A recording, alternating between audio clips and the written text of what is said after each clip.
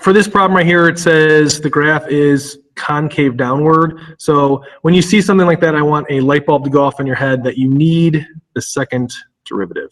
Okay, it is absolutely necessary. So first thing I'm going to do is I'm going to rewrite y, because I don't want to do quotient rule, so I'm going to rewrite it like this just because it's a little bit easier to deal with.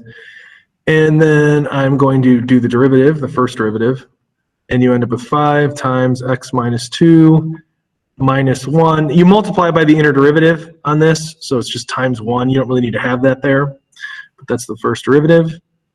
And then you have to do the derivative again to get the second derivative, so you end up bringing this negative 2 down, and you get negative 10 x minus 2 to the negative 3, and again you can multiply it by 1 because that's the inner derivative here. Okay, either way we have our second derivative, so I'm going to rewrite it here, only I'm going to rewrite it in a way that is easier for me to solve, so I'm going to write it as a fraction. Okay, now if you did quotient rule and then you did quotient rule again, you should get the same answer either way. It's just a little bit easier to do it the way I just showed. Okay, from here I'm going to set this equal to 0 or undefined to find those possible inflection points. Now it is impossible for this. It's impossible for this to be 0. Okay, this equation right here cannot be 0. Okay, so I'm going to put a line through it. The reason why is because the numerator can never be 0.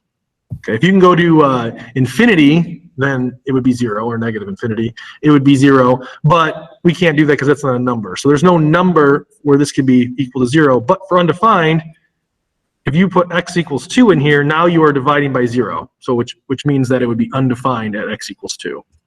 Okay.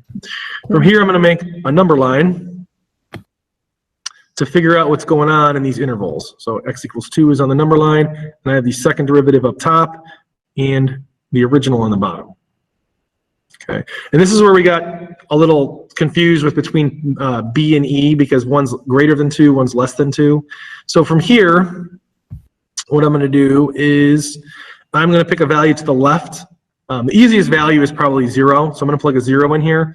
You end up with a negative on top because it's negative 10, and on the bottom it's 0 minus 2, so it's negative 2 to the third power, which is going to be negative still. So a negative over a negative is going to be positive, so here it's going to be concave up.